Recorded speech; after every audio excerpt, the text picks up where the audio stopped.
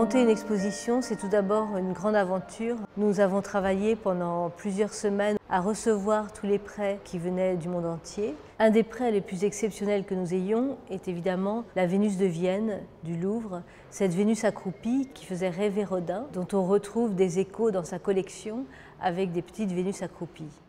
Dans cette exposition, j'ai eu envie de montrer au public trois types d'œuvres. Les œuvres de Rodin, les œuvres de sa collection d'antiques et puis les œuvres du musée imaginaire, comme la Vénus de Milo par exemple, qu'il a pu admirer au musée du Louvre.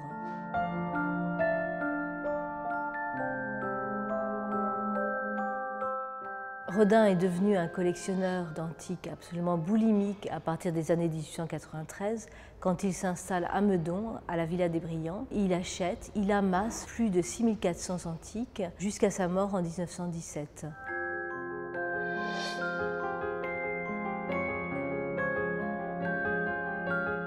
Tout au long de sa vie, Rodin va entretenir un rapport très privilégié avec l'art antique. L'antique sera un sujet de copie. Cette antiquité va devenir quelque chose de beaucoup plus digéré, quelque chose qu'il va faire sien et qu'il va s'approprier, en particulier à partir des années 1890-1900. L'antique va être le quotidien du sculpteur.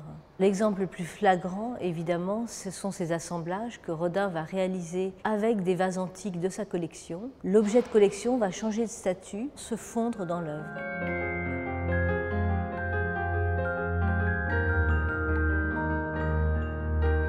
La phrase clé pour définir l'antique selon Rodin, c'est « l'antique est la vie même ». L'antique, c'est aussi la nature. Les artistes antiques ont puisé à la source de la nature et c'est ça que Rodin recherche dans l'art antique.